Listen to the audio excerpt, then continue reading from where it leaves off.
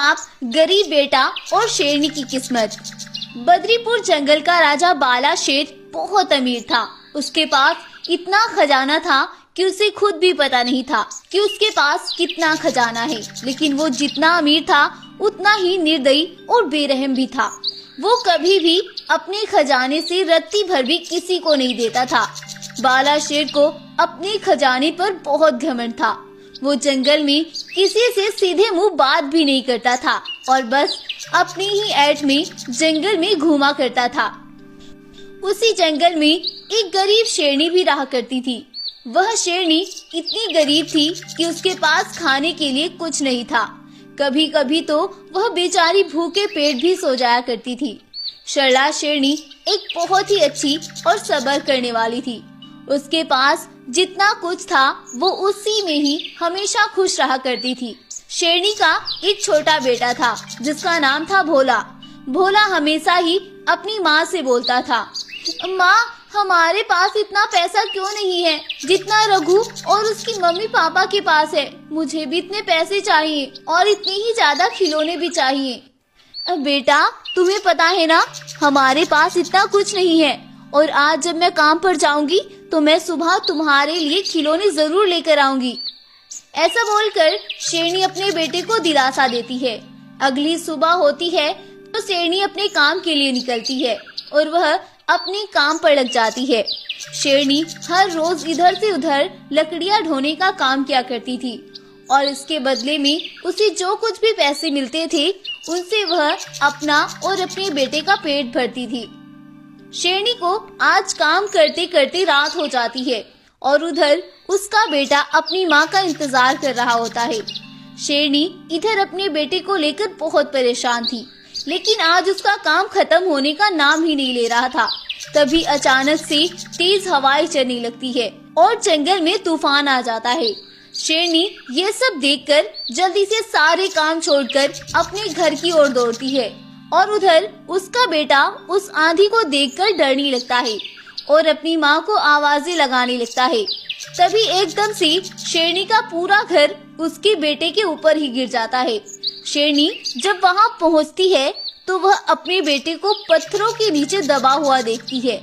ये सब देखकर शेरनी एकदम दंग रह जाती है और वह बोलती है, नहीं, ये क्या हो गया? मेरा बच्चा, कोई बचाओ इसे। लेकिन इतने आंधी तूफान में उसकी मदद करने के लिए वहाँ कौन आ रहा था? अब शेरनी रोते हुई अपने बेटे को उन पत्थरों से निकालती है। उसका बेटा बहुत ज्यादा घायल हो गया था। उसके शरीर से बेहद खून बह रहा था। अब शेरनी जल्दी से अपने बेटे को लेकर आंधी तूफान से जूझती हुई भालू हकीम के हॉस्पिटल लेकर जाती है। भालू हकीम उसके बेटे को ठीक करने के लिए 100 सोने के सिक्के मांगता है। अब शेरनी बोलती है, अब भालू भाई, मैं कैसे भी करके आपकी पाई चुका दूंगी, लेकिन पहले आप मेरे बेटे को ठीक कर दो। अभी मेरे पास पैसे नहीं है। नहीं, पहले तुम्हें सारे पैसे जमा करने होंगे, उसके बाद ही मैं इलाज शुरू करूंगा। उससे पहले मैं कुछ नहीं कर सकता। पहले पैसे लेकर आओ। अब शेरनी को कुछ भी समझ नहीं आ रहा था और वह दौड़ती हुई बाला शेर के पास जाती है और वहां जाकर वह बाला शेर से बोलती है, बाला शेर महाराज, प्लीज मेरी मदद करो। मेरा बेटा बहुत मुसीबत में है। वो बहुत घायल हो चुका है और वो तो मरने की कगार पर पड़ा है। प्लीज आप मेरी मदद करो और मुझे कुछ पैसे उधार दे दो। मैं जल्द ही आपके सारे पैसे लौटा दूंगी। हैं? मैं तुम्हारी मदद करूंगा? तुमने सोच भी कैसे लिया? बाला शेर महाराज, तुम इसके बदले चाहे मुझसे मेरी सारी जिंदगी ले लो। मैं पूरी जिंदगी तुम्हारी गुलामी करूंगी, लेकिन मेरे बेटे को बचा लो। प्लीज मुझे कुछ पैसे दे दो। चलो जाओ यहाँ से, मैं तुम्हारी मदद नहीं करूंगा और दोबारा मेरे इलाके में नजर भी नहीं आना।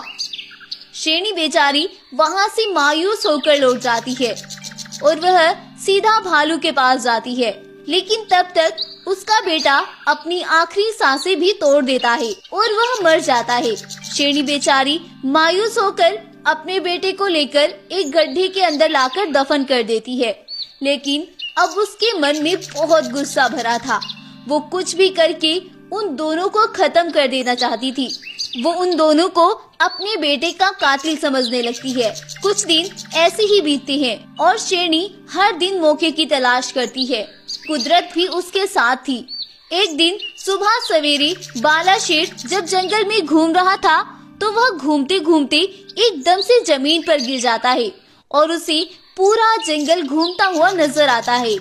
बाला शेर को ऐसे जमीन पर पड़ा देखकर सभी जानवर वहां इकट्ठा हो जाते हैं, लेकिन कोई भी जानवर उसके पास नहीं आ रहा था। अब शेर बोलता है, अरे मुझे कोई उठाओ, अरे कोई भालू डॉक्टर को ही बुला लाओ। शेर के पुकारने पर भी कोई भी जानवर उसके पास तक नहीं आता है। तभी शेरनी भी वहां आ जाती है और वो जब शेर का यह हाल देखती है तो बोलती है, आज तुम्हें एहसास होगा कि दुख क्या होता है। उस दिन मैं भी तुम्हारे पास अपने बेटे की जिंदगी की भीख मांगने आई थी, लेकिन तुमने मेरे साथ जो सलूक किया था उसका सिला तुम्हें मिलना ही था। अब लाओ अपने पैसे को निकाल कर और उससे अपनी खुद मदद करो। और अभी तो रुको जरा, मैं अभी तुम्हें बताती हूँ। अब शेरनी जल्दी से दौड़ कर जाती है और एक बोतल मिट्टी के तेल की लेकर आती है और उसे शेर के ऊपर छिड़क देती है। अरे शेरनी, ये तुम क्या कर रही हो? ऐसा मत करो, मैं तुमसे माफी मांगता हूँ। चाहे तो तुम मेरा सारा खजाना अपने पास ही रख लो, लेकिन मुझे मत मारो। लेकिन शेरनी इस जालिम शेर की एक भी नहीं सुनती है और उसे आग से जला देती है और शेर वहीं पर जलकर मर जाता है। अब जंगल के सभी जानवर शेरनी को ही उस जंगल की राजगद्दी सौंप देते हैं और शेरनी को बाला शेर का सारा खजाना भी मिल जाता है। लेकिन अब उसे कोई खुशी नहीं थी। अब शेरनी को वो सारा खजाना फिजूल लग रहा था और वो उस सारे खजाने को लेकर उस भालू के पास जाती है और उससे बोलती है, भालू, तुमने इन पैसों के लिए ही मेरे बेटे का इलाज नहीं किया था। ये लो पैसे और आज के बाद इस जंगल में दिखाई मत देना। ये तुम क्या बोल रही हो? ये मेरा हॉस्पिटल है और मैं यहाँ से क्यों जाऊँ? तुम शायद नहीं जानते कि ये मेरा जंगल है और मैं इस जंगल की रानी हूँ। मैं जिसे चाहूँ अब इस जंगल में रखूंगी, इसीलिए अब तुम यहाँ से जा सकते हो और दोबारा मुझे इस जंगल में दिखाई भी मत देना, वरना यही मार डालूंगी। अब शेरनी उस भालू को भी अपने जंगल से चलता करती है और उस जंगल की महारानी बनकर उस हॉस्पिटल में मुफ्त इलाज करवाती है और इस तरह से वो अपना बदला भी पूरा कर लेती है और ये कहानी भी यहीं पर खत्म हो जाती है। सीख, इस कहानी से हमें सीख मिलती है कि अगर हमारे पास एक तिनका भी है जिससे हम किसी की मदद कर सकते हैं तो हमें तिनका भर भी किसी की मदद जरूर करनी चाहिए। उसे कभी मायूस नहीं लौटाना चाहिए, वरना कुदरत भी हमारे साथ कुछ ऐसा ही सलूक करती है। तो गाइस, आपको ये स्टोरी कैसी लगी हमें कमेंट करके जरूर बताएं और अगर आपको ये कहानी पसंद आई है तो प्लीज इस वीडियो को लाइक करें, शेयर करें और हमारे चैनल को सब्सक्राइब भी जरूर कर लें। Thank you. जंगल से कुछ दूर एक नदी हुआ करती थी। अक्सर ही जंगलवासी उस नदी से तैरकर दूसरे जंगल जाते थे। वो नदी दो जंगलों में जाने के लिए एक दीवार की तरह थी। अगर जंगलवासियों को किसी काम से दूसरे जंगल में जाना पड़ जाता था तो वह उस नदी को पार करके दूसरे जंगल पहुंचते थे। लेकिन उस नदी को पार करना इतना आसान नहीं था। अक्सर ही उस नदी को पार करने